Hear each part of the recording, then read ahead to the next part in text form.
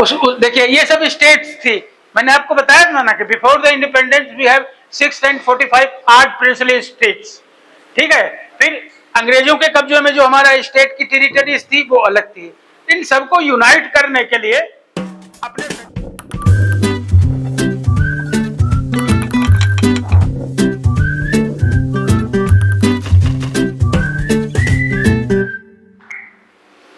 Good morning and good wishes to all my dear students. Let us begin. Let us begin our discussion in continuation of the previous lecture. I hope you must have kept in the mind which we have discussed in our earlier lecture, particularly the essence of the Indian Constitution. Have you remembered it? I have requested the students of class 10th and particularly class 11 to remember the preamble of our Constitution. How many students have remembered it? Please raise your hand. Please raise your hand. Only one. I have constantly requested you that the preamble is the spirit of the Constitution. It is the soul of the Indian democracy. It is the guidelines and directives of the Indian politics. Unless and until you understand the preamble of the Constitution, which is very simple, you are unable to understand the structure of our Indian democracy. It is the goal which our Constitution maker has been framed for the future development of our democratic system. Our democracy is constantly developing and we all are proud of it, that it is one of the largest and successful democracy in the world. There are more than hundreds of the countries who have adopted a different form of democracy, but none of them is so successful as in ours, because we the Indians are living in diversity. If you see the map of India, you will clearly understand that there is linguistic differences between the people. Some speak Tamil, some speak Kannada, some speak Bengali, some speak Punjabi, some Oriya, Bengali, and there are at least more than 12 scheduled languages which has been recognized by the Constitution. First, the language, diversity of language, you understand? We speak different languages. Fortunately, Hindi is the most spoken language in our country, but it is not the total one. Only 40% of the people of the India speaks English. Therefore, so far we have not decided Hindi as an official language. English is the official language of central and the states, because Tamil speaking people, Telugu speaking people, Oriya speaking people, Kannada, Marathi speaking people, they have their more interest in their own mother tongue. Therefore, the communication between states and the central government is mostly in the English. States have their own languages. Hindi has been decided as a national language. And for the promotion of Hindi, the Constitution maker and our parliamentarians are constantly working. I am not going in detail about it, but simply that the sole motto of our Indian democracy is unity in diversity. This is the principle. Unity in the diversity. Either it may be diversity, either it may be of language, maybe of reason, maybe of culture. You know that our hillsides culture is constantly different from our southern culture. Our central India, our central India, which is one of the most populated region in our country, has different type of cultures, different type of festival, different type of celebrations. The unity in diversity is the essence of our democratic system.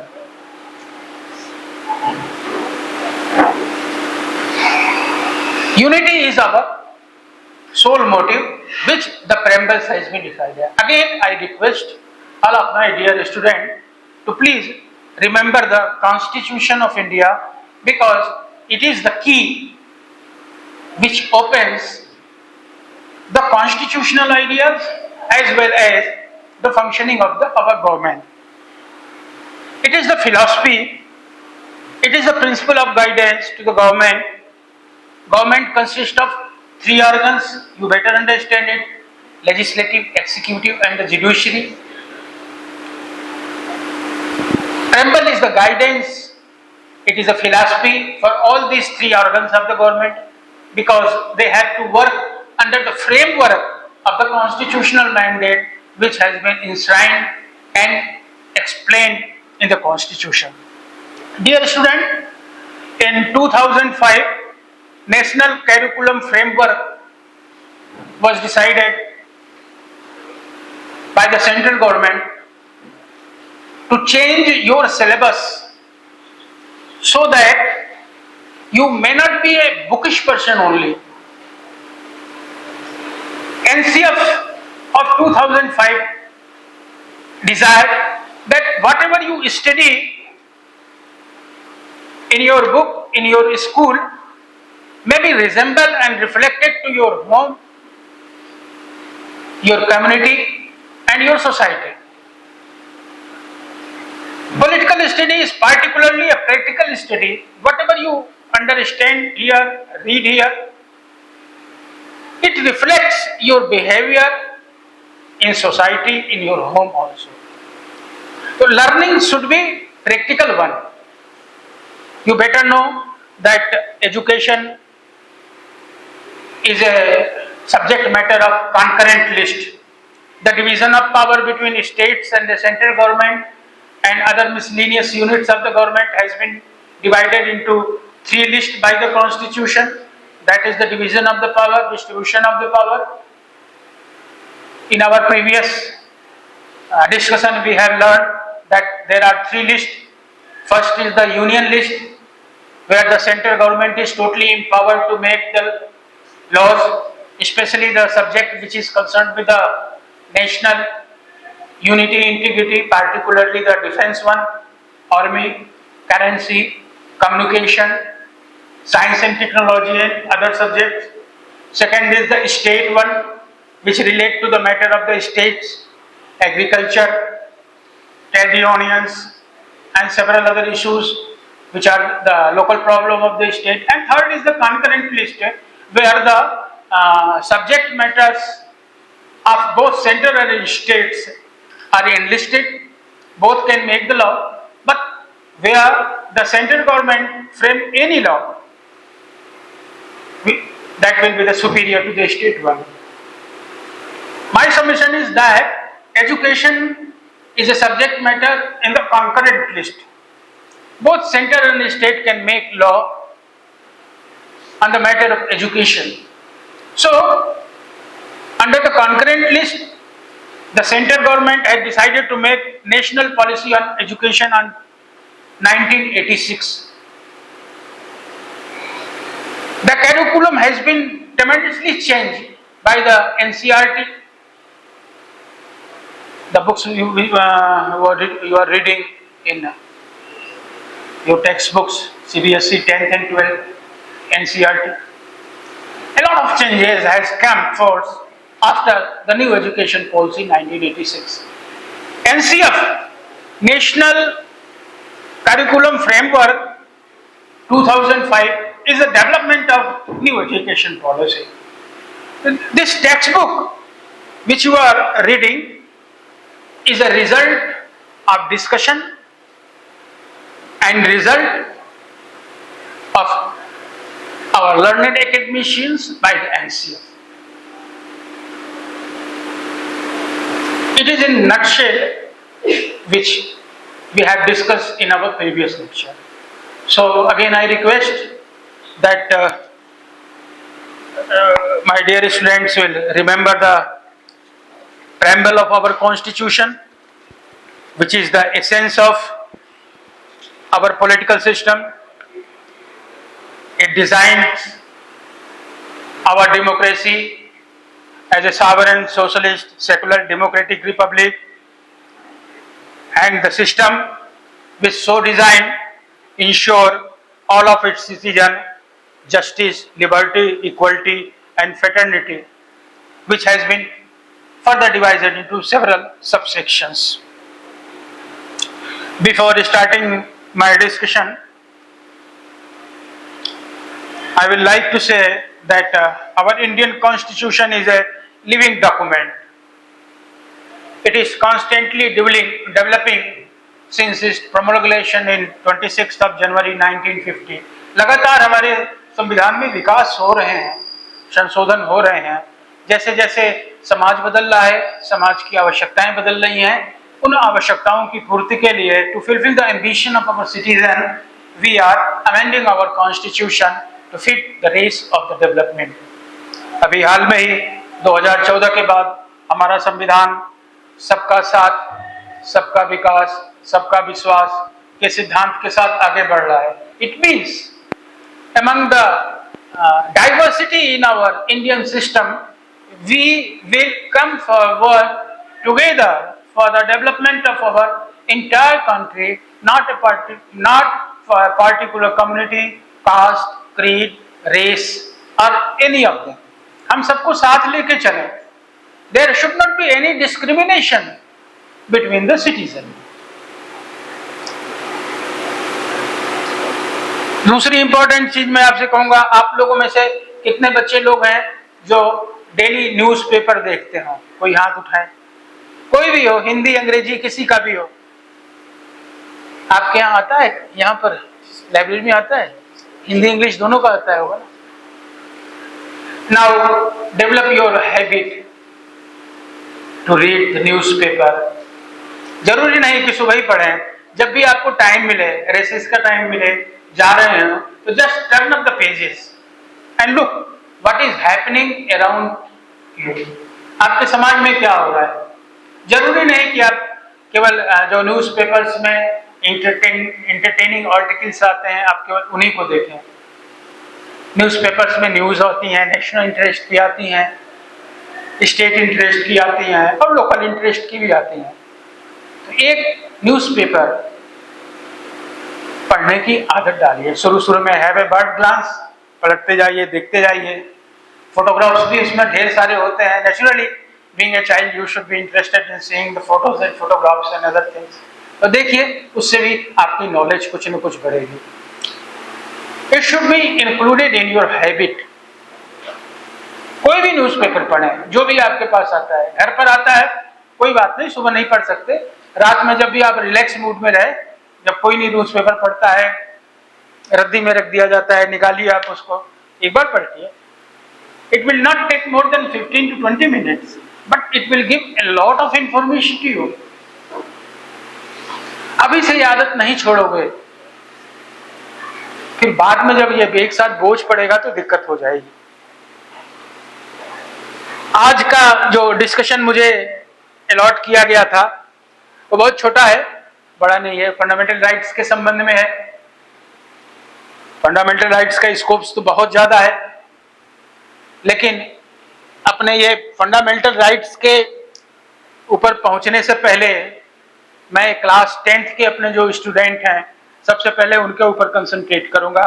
आपकी democratic politics part 2 की books हैं आपके पास? कितने लोगों के पास है social science के? हमने रिक्वेस्ट किया था अगर ये बुक आप लेके आएंगे तो मैं इस पूरी बुक का रिवीजन कर दूंगा, फिर इसके बाद आऊंगा. क्योंकि फंडामेंटल राइट्स का जो कॉन्सेप्ट है वो स्पेशली 9th और 11th के बच्चों के लिए है. 11th के बच्चों के लिए स्पेशली वेरी इंपॉर्टेंट है. इसमें 5 चैप्टर्स हैं. पुराने वाले में 10th में 8 चैप्टर हुआ करते थे, अब ये रिड्यूस होकर 5 हो गए हैं. अब मैं बहुत ही संक्षेप में रिव्यू करूंगा जिससे कि आप लोगों का थोड़ा सा माइंड मेकअप ठीक हो जाए और आप समझ जाए फेडरलिज्म का. Power sharing. First chapter is your power sharing. कौन? नहीं, बस खत्म कर ले। मैं 4 पार्ट में डिवाइड किया था, एक पार्ट हो रहे हैं, एक पार्ट हमने जस्ट रिव्यू कर दिया। अब मैं इनका सेकंड जो सबसे इम्पोर्टेंट है, जो आपके एग्जाम में पूछा जाएगा, मैं उसको रिव्यू कर रहा हूँ। 10th के बच्चे और 9th के बच्चे स्पेशली इस पर ध्यान देंगे। Power sharing. Federalism is a concept of division of power. Federalism में कई यूनिट होती हैं। फेडरलिज्म कई तरह के होते हैं, वो पॉलिटिकल साइंस का डीप मैटर है। हम उसके अंदर आगे के कोर्सेज में जब political science as a subject लेंगे तब उसको डिस्कस करेंगे। ढेर सारी थ्योरीज उसके अंदर आती हैं जो पॉलिटिकल साइंटिस्ट ने बताया है। लेकिन बेसिकली किसी सोसाइटी को यूनाइट करने के लिए पावर शेयरिंग बहुत इंपॉर्टेंट होता है, पार्टिकुलरली जब डाइवर्सिटी हो, जब डिफरेंसेस हो। आपके फर्स्ट चैप्टर में इन्होंने 2 कंट्रीज का, बेल्जियम और श्रीलंका का उदाहरण दिया था। बेल्जियम में डच कम्युनिटीज, फ्रेंच कम्युनिटीज और कुछ पार्ट ऑफ जर्मन कम्युनिटीज हुआ करती थी। अब बेल्जियम की जो कैपिटल थी ब्रसेल्स, वो बेसिकली फ्रेंच डोमिनेटेड थी। फ्रेंच पॉपुलेशन कम थी, लेकिन बिकॉज ऑफ द फ्रेंच, क्योंकि वो रिच थे, पावर शेयरिंग में उनका ज्यादा हाथ था। Dutch being in the majority और क्षेत्रों में थे, वो समझते थे कि हमें एलियनेट किए जा रहे हैं। जर्मन थोड़े संख्या में थे, इसलिए उनके ऊपर असर नहीं पड़ता था। एज ए रिजल्ट बेल्जियम में ये कॉस्ट कॉन्फ्लिक्ट होने लगे पावर शेयरिंग के लिए। इसी प्रकार हमारा पड़ोसी जो श्रीलंका है, वहां भी देखा आपने, सिंगली जो 70% कॉन्स्टिट्यूट करते थे। तमिल्स, जो इंडियन तमिल, श्रीलंकन तमिल्स हुआ करते थे, जो हार्डली 15 to 18% कॉन्स्टिट्यूट किया करते थे, रिमेनिंग द क्रिश्चियंस। तमिल जो हमारे यहां से माइग्रेट करके गए थे इंडिया से, most of them were in the northern part और east part of the Sri Lanka. If you look the map of Sri Lanka, you will clearly see. और आपने पढ़ा भी होगा कि 80s से लेते हुए इन लोगों के बीच में वायलेंटली स्ट्रगल हुए, ब्लडी स्ट्रगल हुए। Liberation tigers of Tamil LM करके आतंकवादी संगठन हुए। क्यों? Because of the power sharing. Singly speaking जो थे वो बुद्धिस्ट थे, तमिलियंस में हिंदू भी थे, मुस्लिम भी थे, क्रिश्चियंस भी थे। ये कम्युनिटीज जो हैं, either in Belgium you get the comparison, Dutch majority में होते हुए उनको कम पावर मिलता था क्योंकि फ्रेंच डोमिनेट हुआ करता था। श्रीलंका में सिंगली डोमिनेट करते थे, यूनिटरी गवर्नमेंट उनकी हुआ करती थी, मतलब उनका सेंटर ज्यादा पावरफुल हुआ करता था। तो पावर शेयरिंग का कॉन्सेप्ट सोसाइटी ने एडॉप्ट किया कि जब तक हम पावर शेयर नहीं करेंगे, अपनी डिस्ट्रीब्यूट नहीं करेंगे, तब तक सोसाइटी में हम शांतिपूर्वक नहीं रह सकते। कॉन्सिक्वेंटली ब्रसेल्स जो कैपिटल हुआ करती थी बेल्जियम की, और जो 80% फ्रेंच लोगों से डोमिनेट हुआ करती थी, वहां पर इक्वल डिस्ट्रीब्यूशन हुआ कि जितनी सीट आपकी फ्रेंच की रहेगी उतनी डच की भी रहेगी। शांति हुई। इसी प्रकार डच डोमिनेटेड जो रेस्ट ऑफ द कंट्री थी बेल्जियम की, वहां स्टेट को पावरफुल किया गया।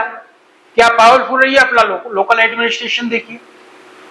इसके अलावा एक थर्ड कम्युनिटी गवर्नमेंट का भी उन्होंने कॉन्सेप्ट दिया कि जैसे हमारे यहाँ लोकल गवर्नमेंट पंचायत होती हैं, तो ये पावर डिस्ट्रीब्यूशन का कॉन्सेप्ट हुआ। श्रीलंका में भी एक लंबे संघर्ष के बाद पावर डिस्ट्रीब्यूशन के संबंध में नेगोशिएशन हुआ, जिससे कि जो डिफरेंट फाइटिंग कम्युनिटीज थी वो अपने को एडजस्ट कर ली। तो फर्स्ट चैप्टर आप लोगों को क्लियर होगा 10th के बच्चों को कि how the power were share between the different linguistic communities of the Belgium and Sri Lanka. अगर हम इंडियन कॉन्टेक्स्ट में देखें तो इस तरह के हमारे पास कम एग्जाम्पल्स हैं जहां पर लैंग्वेज को लेकर के फाइटिंग हुई है। सम एग्जाम्पल हैं हमारे पास तमिलनाडु के, जब 1968 में इंग्लिश को ऑफिशियल लैंग्वेज खत्म करके हिंदी को ऑफिशियल लैंग्वेज डिक्लेयर करने की कोशिश की गई, तो तमिलनाडु में और कुछ पार्ट ऑफ आंध्र प्रदेश में अगेंस्ट द हिंदी एजिटेशन हुए, लंबे एजिटेशन हुए। हिंदी के जहां बोर्ड देखते थे वो लोग काली कोट देते थे, हिंदी को नहीं एक्सेप्ट कर रहे थे नेशनल लैंग्वेज के रूप में। अभी भी Tamilians are more prejudiced about their own language Tamil, Hindi को अवॉइड करते हैं। तो हमारे जो लॉ मेकर्स हैं उन्होंने बीच का रास्ता निकाला, तो उन्होंने कहा नहीं, इंग्लिश हम अपनी ऑफिशियल लैंग्वेज कंटिन्यू रखेंगे, हम झगड़ा नहीं, लैंग्वेज के नाम पर, हम भाषा के नाम पर हम झगड़ा नहीं करेंगे। तो दे हैव कॉम्प्रोमाइज इट। इसके अलावा और कोई एग्जाम्पल्स हमको तो नहीं मिलते हैं। पावर शेयरिंग की जहां तक बात है, जम्मू कश्मीर को स्पेशल स्टेटस और कुछ हमारे नॉर्थ ईस्ट स्टेट्स हैं उनको स्पेशल स्टेटस कॉन्स्टिट्यूशन ने उनके डेवलपमेंट के लिए दिया था। वो डिस्क्रिमिनेशन अब आर्टिकल 370 के माध्यम से डिरोगरेट कर दिया गया है और Jammu Kashmir is now the union territory. अपने यहाँ स्टेट्स का डिवीजन दो तरह से हुआ है, एक तो इंडिपेंडेंट स्टेट्स हैं जो स्टेट रीऑर्गेनाइजेशन के बेसिस पर हुए हैं। State reorganisation, if you look the map of 1947 of India, 1947 में जब हम इंडिपेंडेंट हुए थे उस समय का आप अगर मैप देखें और आज का आप मैप देखें तो आप देखेंगे कि कितने ज्यादा चेंजेस हुए हैं। चेंजेस इसलिए हुए हैं, बहुत से स्टेट्स की टेरिटरीज कट करके दूसरे स्टेट्स में इन्वॉल्व कर दी गई है। लैंग्वेज के आधार पर, टेरिटोरियल इंटीग्रिटी के आधार पर स्टेट्स का हमारे यहाँ रीऑर्गेनाइजेशन हुआ है, कई नए स्टेट्स बनाए गए हैं। आप प्रदीप बता दें इनको, स्टेट रीऑर्गेनाइजेशन में एट द टाइम ऑफ 1947 हमारा मैप क्या था, ध्यान से देखो बच्चे। अब इस समय क्या है देखो, हाँ दिखाइए, आप थोड़ा एक्सप्लेन कर दीजिए। ये प्रिंसली स्टेट्स हमारे हुआ करते थे, बता दीजिए। नहीं देखिए ये सब स्टेट्स थी, मैंने आपको बताया ना कि before the independence we have 6 and 45 8 princely states, ठीक है। फिर अंग्रेजों के कब्जे में जो हमारा स्टेट की टेरिटरीज थी वो अलग थी। इन सबको यूनाइट करने के लिए अपने फेडरलिज्म में, अभी अगले चैप्टर में मैं आपको बताऊंगा फेडरलिज्म में कैसे यूनाइट करते हैं स्टेट्स को, बाय इन्विटेशन कि आप आओ, हम आपको सिक्योरिटी देंगे, हम आपको डेवलप करेंगे। तो ट्रीटी ऑफ एसोसिएशन हुआ कि हम आप में शामिल होते हैं, इंडियन यूनियन में शामिल होते हैं। इसीलिए संविधान में कहा गया India that is a union of states. ढेर सारी स्टेट, प्रिंसली स्टेट आई, फिर ब्रिटिश टेरिटरीज आई, वो फिर इंडिपेंडेंट आई। जैसे इन्होंने दिखाया ये जूनागढ़, ये बड़ा था, ये पाकिस्तान में जाना चाहता था, लेकिन हमारे जो लॉ मेकर थे 1948 में मिलिट्री एक्शन करके अपने में कर दिया थे। हैदराबाद बड़ा स्टेट था, वो पाकिस्तान में मिलना चाहता था, कैसे जाएगा भाई पाकिस्तान में, यहाँ से फिर कहाँ से कॉरिडोर दी जाएगी, तो यहाँ पर रिस्ट्रिक्ट एक्शन लेना पड़ा। गोवा जो पोर्चुगीज के कब्जे में था उसको इंडिपेंडेंट कराया गया, पुडुचेरी जो था उसको कब्जे में किया गया। तो ये तो हमने देखा आपको, हाँ आ रहा है, ये हमारा एक बेसिक स्ट्रक्चर था, बाद में इंटीग्रेट हुआ। अब अगर आप लेटेस्ट दिखा दीजिए, इसके बाद लेटेस्ट दिखा दीजिए। लेटेस्ट में आप देखिए कितनी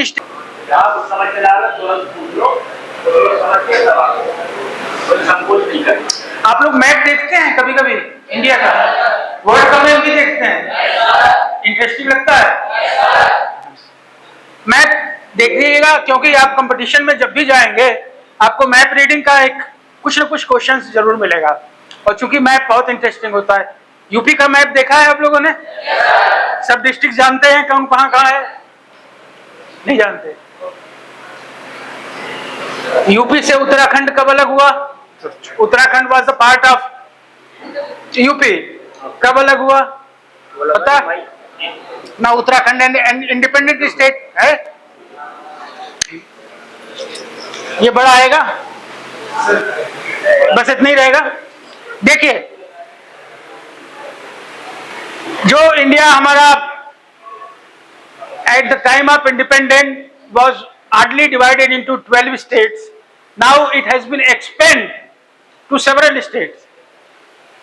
दिस इज उड़ीसा, ये Andhra Pradesh, Tamil Nadu, Kerala, Karnataka, Maharashtra, Madhya Pradesh, Gujarat, Rajasthan, Haryana, Punjab, Himachal, they are the independent state, ठीक है, इनको स्टेटहुड मिली हुई है। और जो हमारी यूनियन टेरिटरीज है, Andaman and Nicobar island, it is a group of more than 1000 of islands, and you will be surprised to know it that India is the only few countries of the world which had its own open sea. हम fortunate हैं कि हम landlocked नहीं हैं, हमारे पास seize भी है, पहाड़ भी है, नॉर्थ ईस्ट का भी बॉर्डर हमारे पास है। तो nature has given abundance natural resources to our country, and it is upon us to utilize it. What the resources nature has given to us is not for a particular generation, but for each and every generation to become. तो अपने जो natural resources हैं हम उसका इस प्रकार से exploitation न करें, एक्सप्लोर न करें कि वो खत्म हो जाए और हमारी आने वाली जो जनरेशन है, आपके जो बच्चे होंगे, उनको ये चीजें देखने को भी न मिले। बहुत सी चीजें एक्सटिंक्ट कर रही हैं, उनको हमको प्रिजर्व करना है, तो दैट इज डिफरेंट टॉपिक। देखिए, यूनियन टेरिटरीज हो गई, यूनियन टेरिटरीज में आपकी चंडीगढ़ आ गया, दिल्ली आ गई, आपकी लेटेस्टली जम्मू एंड कश्मीर बना दिया आपको। तो इस तरह यूनियन स्टेट हो गए, यूनियन टेरिटरी हो गई, दादर एंड नागर हवेली, दामन एंड दीव हो गया, कुछ पार्ट्स हो गया, इसका लक्षद्वीप आइलैंड हो गए। तो अपने जो फेडरल स्ट्रक्चर है हमारा, federal structure which constitute the central government, state government, union territories administered by the central government and some other local autonomous bodies like the groups of the islands. Distribution of power, as I have told you, in difference of the Belgium and Sri Lankan situation, we have distributed the powers among the state under the constitutional mandate. 3 list बनाई गई, union list बनी जो national interest के subject पर कानून बनाएगी, state list बनी जो स्टेट इंटरेस्ट के चीजों को बनाएगी, कॉन्करेंट लिस्ट हुई जो दोनों के कॉमन इंटरेस्ट के हैं।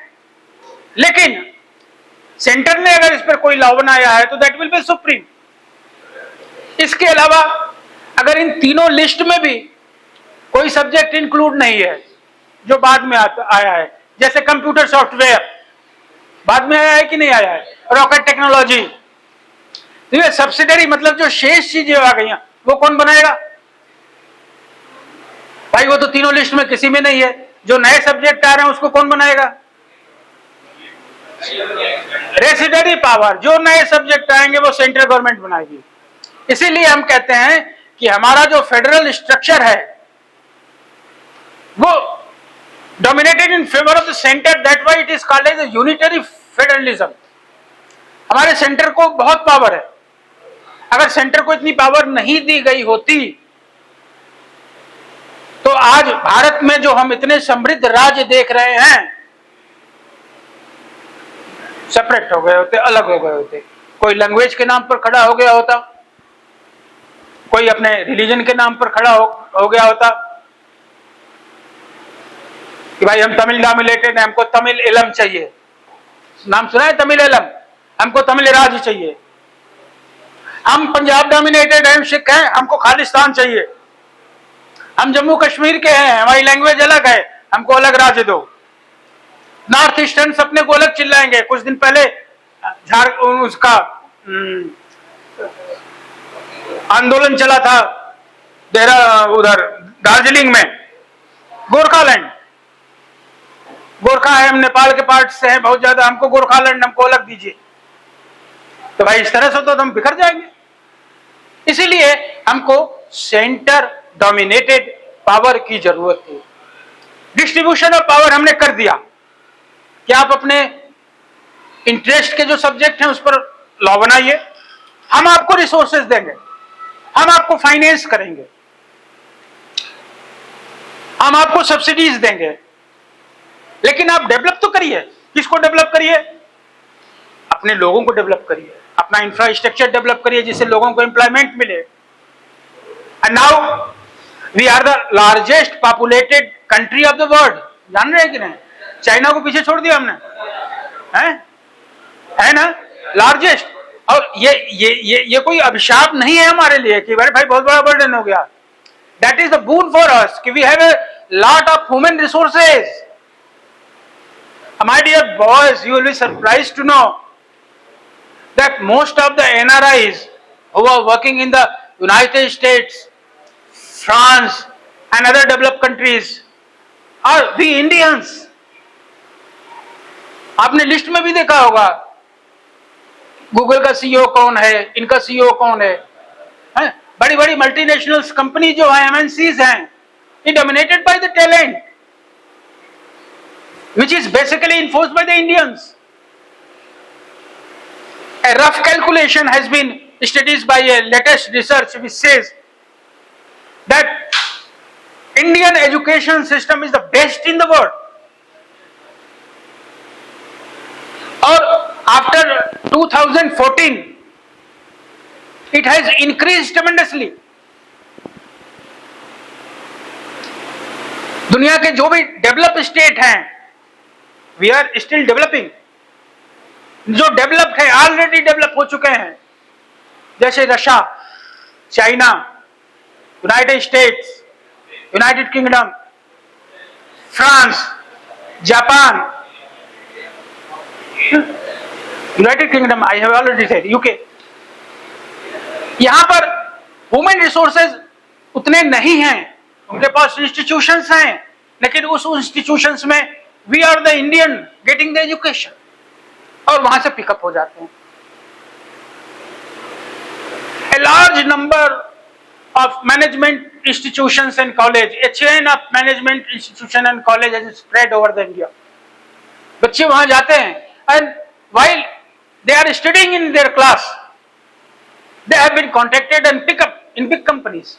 अभी आपने पढ़ाई अपनी पूरी नहीं की है, सेकेंड सेमेस्टर है, थर्ड सेमेस्टर में ही है, तब तक बड़ी कंपनी प्लेसमेंट के लिए आ गई और आपके टैलेंट को देखते हुए 10 lakhs annum, 20 lakhs annum and increasing to more than crores of the annum according to your talent, आपको पिकअप कर लेती है। जब तक आप पढ़ते ही रहते हैं तब तक आपको एम्प्लॉयमेंट फिक्स हो जाता है और बड़ी कंपनीज आपको ले जाती है। तो you should not be worried about the employment, you should be worried about to develop your talent. आपके पास टैलेंट रहेगा, आपके पास मेरिट रहेगी, आपके पास सिंसियरिटी रहेगी, जो बड़े इंडस्ट्रियलिस्ट हैं वो आपको पिकअप करेंगे, तुरंत पिकअप करेंगे और आपको ट्रेंड करेंगे। केवल पिकअप ही नहीं करेंगे बल्कि अपने रिक्वायरमेंट के हिसाब से, अपनी टेक्नोलॉजी के हिसाब से, अपने इंफ्रास्ट्रक्चर के हिसाब से आपको फ्रेम करेंगे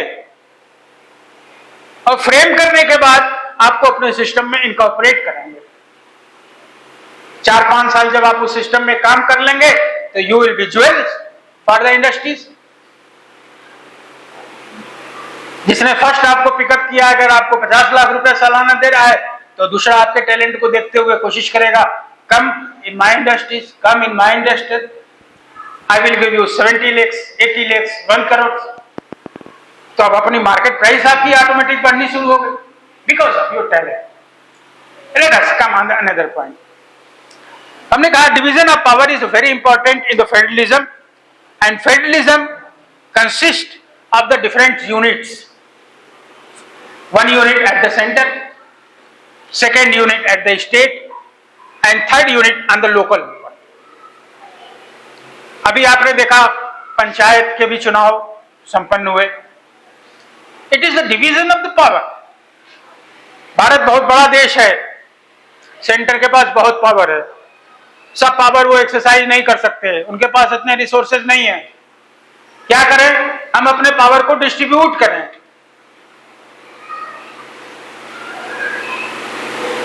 distribution is not a proper phrase.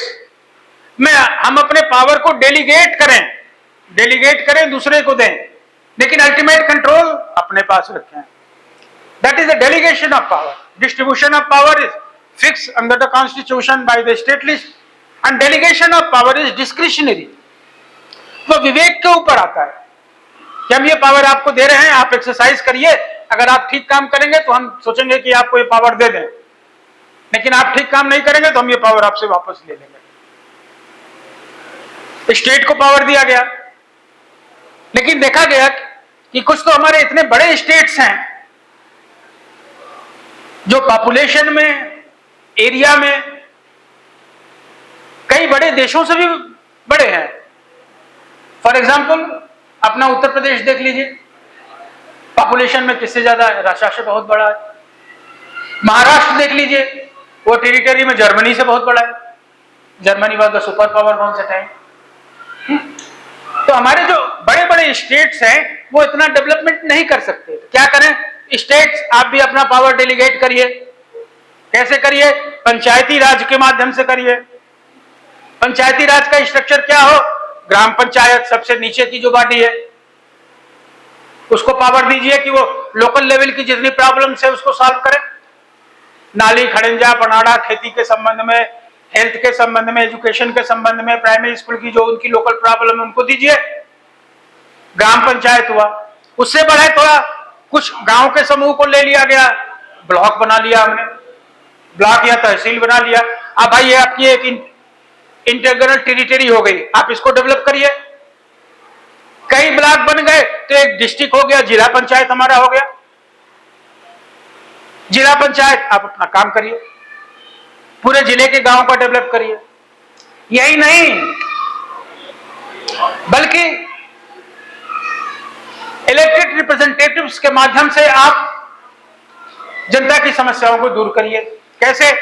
जो बड़ी हमारे सिटीज हैं, जैसे लखनऊ हो गया, जिसको मेट्रोपॉलिटन सिटीज कहते हैं, वहां म्युनिसिपल कॉर्पोरेशन हो गया। आप सभासद का चुनाव करें, आपके एरिया का वो डेवलप करेंगे। सभासद लोग मिल गए, मेयर को इलेक्ट करेंगे। म्युनिसिपैलिटी मेंबर हो गए, फिर चेयरमैन को करिए आप। ब्लॉक प्रमुख हो गए, ब्लॉक सदस्य हो गए, आप ब्लॉक का करिए। पंचायत सदस्य इलेक्ट हो गए, आप पंचायत का काम करिए। जिला पंचायत सदस्य हो गए, उनका करिए। संक्षेप में, in nutshell, distribution of power has also been done by the state level also to the top of the bottom. Democracy जो हमारी हो नीचे से शुरू हो ऊपर तक जाए। अभी हम टॉप से नीचे की तरफ फ्लो कर रहे थे, अब ट्रेंड थोड़ा सा मॉडिफाइड और चेंज हुआ है, हम नीचे से ऊपर की तरफ फ्लो कर रहे हैं। क्यों? हम देख रहे हैं कि यह सिस्टम हमारे लिए ज्यादा बेनिफिशियरी है। जब हमारे गांव मजबूत रहेंगे, हमारा नीचे का इंफ्रास्ट्रक्चर मजबूत रहेगा, तो हमारे बीच का लेवल और अपर लेवल ऑटोमेटिकली स्ट्रांग रहेंगे। हमारे राष्ट्रपिता महात्मा गांधी ये स्वप्न देखते थे कि हम ग्राम स्वराज की स्थापना करेंगे। ग्राम स्वराज, ग्राम स्वराज मतलब विलेज स्वराज का मतलब कि हमारे जो गांव हो वो इंडिपेंडेंट हो, किसी के लिए, किसी पर किसी चीज की तरह डिपेंड ना हो। गांव में डेयरी हो, गांव में हॉस्पिटल हो, गांव में स्कूल हो, गांव में हर तरह की फैसिलिटीज जो जरूरी है उपलब्ध हो। जब हमारे गांव मजबूत होंगे तभी तो हमारा जो प्रजातंत्र है, जो डेमोक्रेसी है, मजबूत होगी। बच्चों, कितने गांव होंगे अपने पूरे देश में? कोई बता सकता है? रफ आइडिया बताओ। ये सब तो जनरल नॉलेज की चीजें हैं, बताओ कुल कितने गांव होने चाहिए अपने देश में?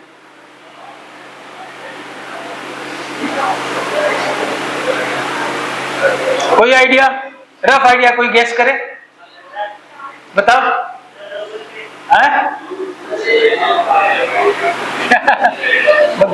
गेस करे कोई? सरप्राइज टू नो 6.5 लाख से ज्यादा गांव है। छोटे छोटे गांव को छोड़ दीजिए, कितने गांव हैं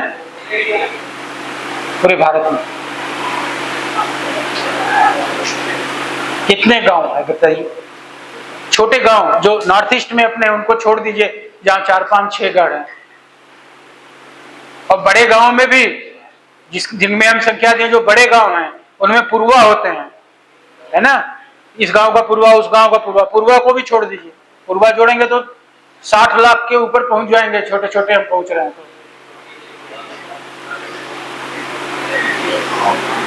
तो we are a vast country, diverse country, but overall we are United.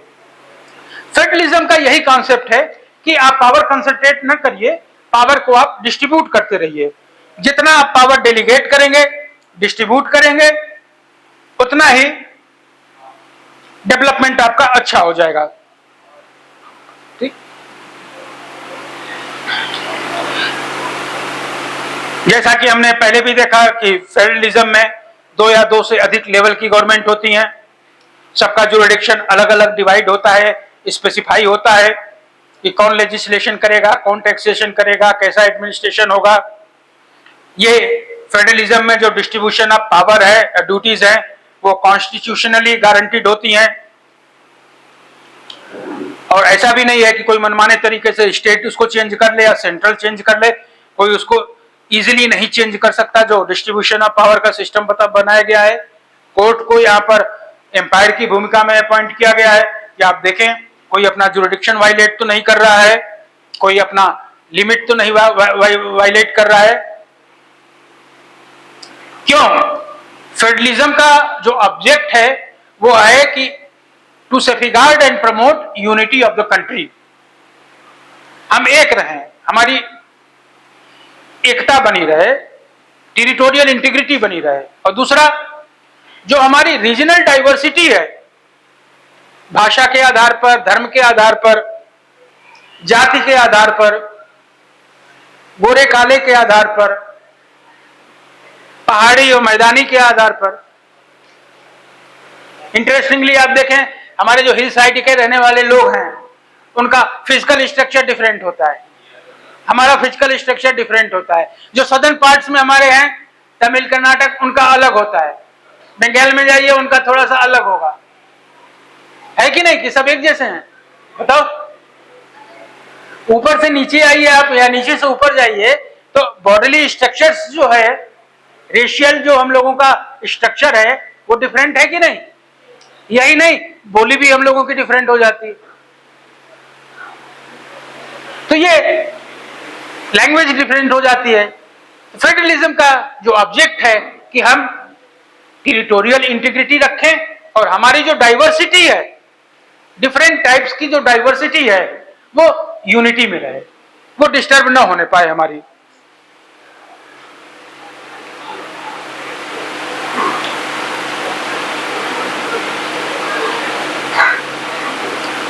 हमारी जो रीजनल डाइवर्सिटी है, हम उसको भी एडजस्ट करें। और जैसे जैसे हम फेडरलिज्म के ट्रू स्पिरिट में जाते हैं, हमको म्यूचुअल ट्रस्ट और एग्रीमेंट टू लिव टुगेदर वाली स्पिरिट मिलनी शुरू हो जाती है। जैसा मैंने पहले बताया कि फेडरलिज्म का जो स्ट्रक्चर होता है 2 तरीके से होता है। कमिंग टुगेदर वाला फेडरलिज्म होता है जब कई स्टेट एक साथ आते हैं, डिजायर करते हैं कि हम एक अपना कॉन्फेडरेशन बनाएंगे, हम अपनी एक यूनियन बनाएंगे, आप हमको प्रोटेक्ट करिए, हमको डेवलप करिए। इसमें जो स्टेट फेडरलिज्म फॉर्म करते हैं वो ज्यादा पावर अपने को चाहते हैं। जैसे कि यूनाइटेड स्टेट्स हुआ, कमिंग टुगेदर, यहां 50 स्टेट्स आए, मिले, कहे कि नहीं यूनाइटेड स्टेट्स, हम लोग एक स्टेट्स का यूनियन, हमको यूनाइट करके रखिए और आप हमको ज्यादा पावर दीजिए। 50 स्टेट्स जो थे यूनाइटेड स्टेट्स बना लिया उन्होंने। स्विट्जरलैंड और ऑस्ट्रेलिया भी इसी तरह आए। तो ये जो फॉर्म हमको मिला, स्टेट खुद आए आगे बढ़ के कि हम एक अपना यूनियन बनाएंगे, कॉन्फेडरेशन बनाएंगे। सेकेंड है जो हमारा इंडियन, वो होल्डिंग टुगेदर फेडरलिज्म। हम जो बिखरे हुए अपने 645 प्रिंसली स्टेट्स हैं, ब्रिटिश टेरिटरीज हैं, हम सबको यूनाइट करके एक में रखेंगे, हमारा फेडरलिज्म मजबूत होगा। नोट करने वाली यह चीज है कि हमारे फेडरेशन में स्टेट को सेंट्रल गवर्नमेंट से अलग होने का कोई राइट नहीं है। इसके विपरीत यूनाइटेड स्टेट्स, जिसमें कमिंग टुगेदर स्टेट्स आए हैं, उनको राइट है कि वो जब चाहें यूनाइटेड स्टेट्स के जो एग्रीमेंट है, कॉन्फेडरेशन है, उससे अलग हो सकते हैं। इसीलिए डॉक्टर साहब भीमराव अंबेडकर जी यह कहा करते थे कि हम फेडरेशन तो हैं, फेडरलिज्म तो है हमारे पास, लेकिन it is more tilted to the unitary government. क्यों? कि हमारा सेंटर ज्यादा पावरफुल है।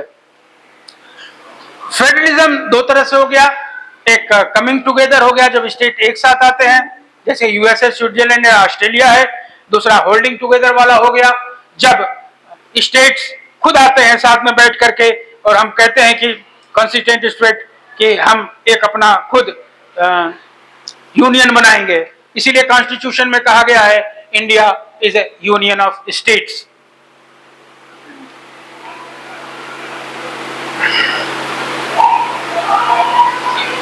लिस्ट हमने आपको बताई दी है तीनों, बच्चे लोग 10th वाले ध्यान दीजिए। What makes India a federal country, जहां पर distribution of power very important होता है। Union list, state list, concurrent list, इन सब में सबका सब्जेक्ट्स अलग अलग डिवाइड कर दिया गया है। और जुडिशरी जो है, गवर्नमेंट के 3 ऑर्गन्स हैं, लेजिस्लेचर, एग्जीक्यूटिव और जुडिशरी, तीनों के फंक्शंस अलग अलग हैं। सेंटर में भी पार्लियामेंट है जो लोकसभा और राज्यसभा से बनती है। स्टेट्स में विधानसभा, विधान परिषद होती है, और लोकल बॉडीज में अपनी अलग होती है। जुडिशरी जो सुप्रीम कोर्ट है, फिर स्टेट्स की अपनी हाई कोर्ट्स हैं, और स्टेट में ही डिस्ट्रिक्ट लेवल की भी कोर्ट्स हैं। तहसील में तहसील लेवल की भी कोर्ट हैं। कोर्ट भी 2 तरह की होती हैं, 3 तरह की होती हैं। रेवेन्यू कोर्ट होती हैं जो एसडीएम देखते हैं, डीएम के पास आती है। क्रिमिनल कोर्ट होती है जो जुडिशियल मजिस्ट्रेट देखते हैं। सिविल कोर्ट होती है जो कि सिविल मजिस्ट्रेट या सिविल जज देखते हैं। इसी तरह district court, high court, supreme court का स्ट्रक्चर है। यहाँ पर जो कोर्ट्स हैं वो हमारे एग्जीक्यूटिव और लेजिस्लेचर के जो एक्शंस हैं उनको इवेलुएट करती है, जज करती है, डिसाइड करती है, और एम्पायर का रोल करती है। अगर वो गलत करते हैं तो उनको मना करती है, गलत मत करिए, उसको करेक्ट करिए। अगर सही करते हैं तो सिटीजन को प्रोहिबिट करती है कि नहीं, गवर्नमेंट सही है, आप अपने को सही रखिए। तो ये तो हमारा फेडरल स्ट्रक्चर हो गया।